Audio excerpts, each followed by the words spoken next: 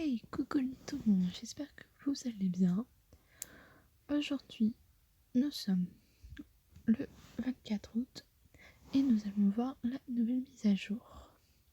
Cette mise à jour concerne l'arrivée de 2 nouveaux chevaux magiques. Allons les voir.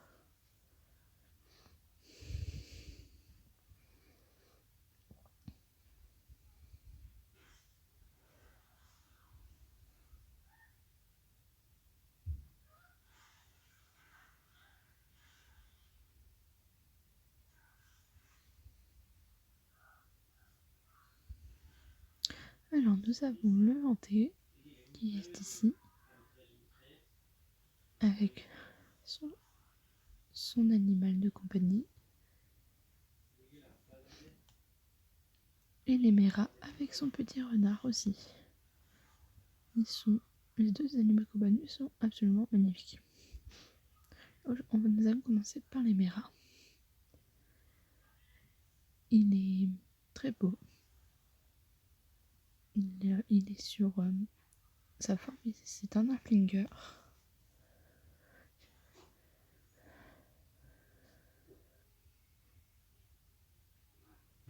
Et je vais vous lire sa petite description. Alors que la chaleur de l'été s'estompe, les feuilles reflètent l'éclat du soleil abondant de magnifiques couleurs or, orange et rouge. À mesure que les jours se raccourcissent, dès l'instant où les premières feuilles vertes se vêtent d'or, les Éméras quittent leurs anciennes forêts au nord-ouest de Jorvik. Plusieurs cavalières ont rencontré ces licornes sur le chemin de la randonnée de la lumière dans la vallée Goldelnis, parmi les feuilles mortes. Les druides qui veillent sur les hardes sauvages des Jorvik ignorent comment ces licornes d'automne sont apparues. Ils pensent qu'un étrange mélange de magie, des fées, des druides et de la nature aurait transformé des chevaux sauvages en ces créatures mystiques. Quelles que soient leurs origines, ces chevaux sont devenus un symbole de l'automne. D'après certaines légendes, ils seraient responsables du changement de couleur de la nature et du raccourcissement des jours. Ils cherchent à réchauffer le monde face à l'hiver et prennent chaque jour un peu de soleil pour peindre les feuilles, habillant les arbres de couleurs ardentes. On rate qui ne se montrent qu'en journée et préfèrent rester dans les forêts d'arbres à feuilles caduques. Les Éméras semblent rayonner de chaleur et de positivité, impatients d'affronter les nouvelles journées qui les attendent.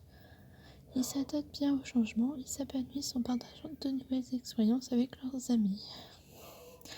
Avec ou sans leur robe magique, ils chevauchent à la manière de l'Haflinger auquel ils ressemblent. Donc, le voici dans sa robe non transformée, avec une barbichette. Il est très très beau.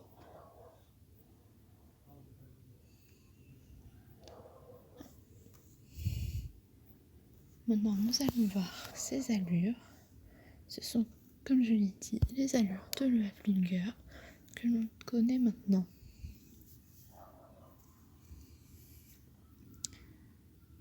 Et comme on peut voir, attendez.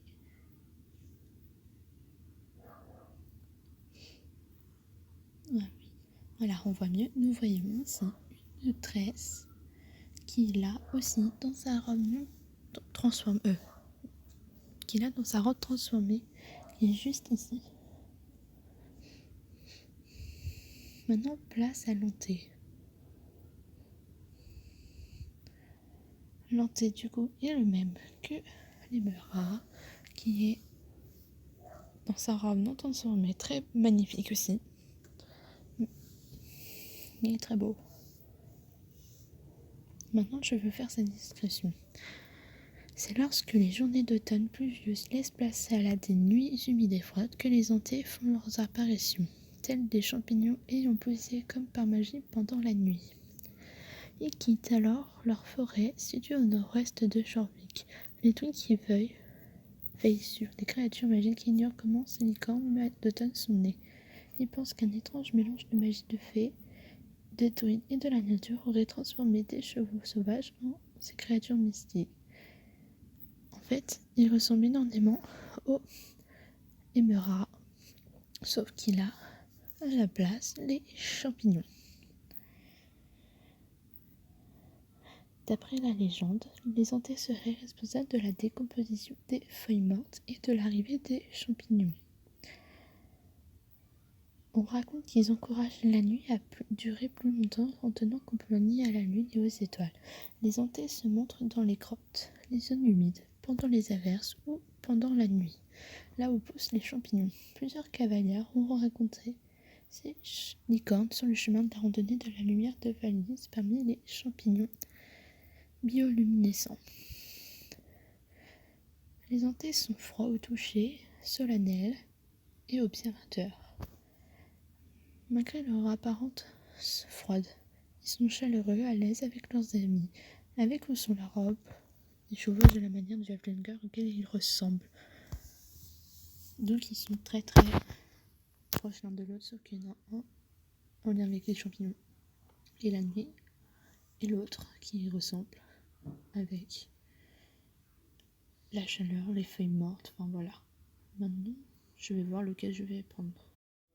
Et pour ça, je vais aller tirer au sort parce que je les aime tous les deux et je sais pas lequel je vais prendre. Donc je reviens. Bon, non, me revoilà.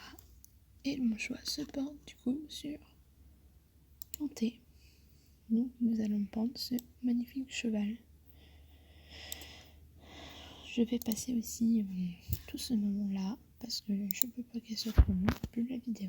Voilà, je vous retrouve tout à l'heure.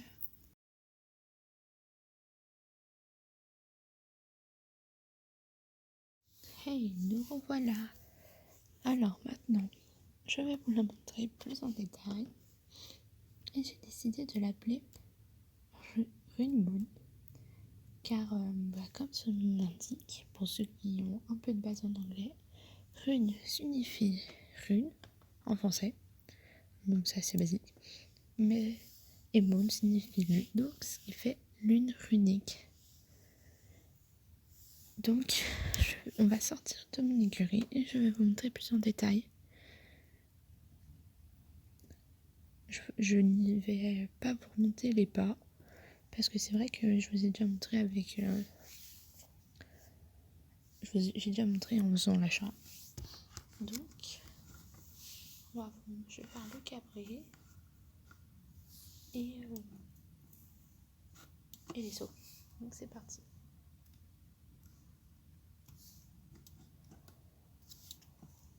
Alors le cabré, comme le Haflinger, et les sauts.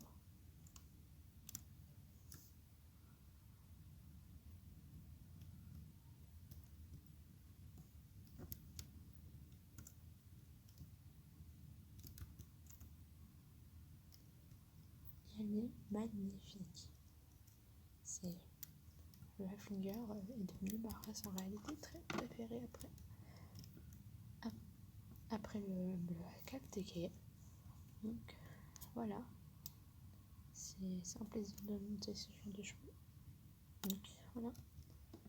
Et mis à part ça, les détails sur ce cheval sont absolument magnifiques. Rien que les ailes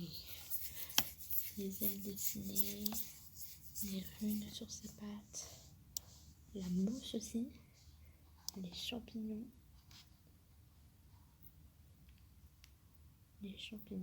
Elle est magnifique. Et dans sa robe transformée, c'est magnifique aussi en vrai. Hop. Alors, je serais incapable de dire la couleur d'une eau transformée.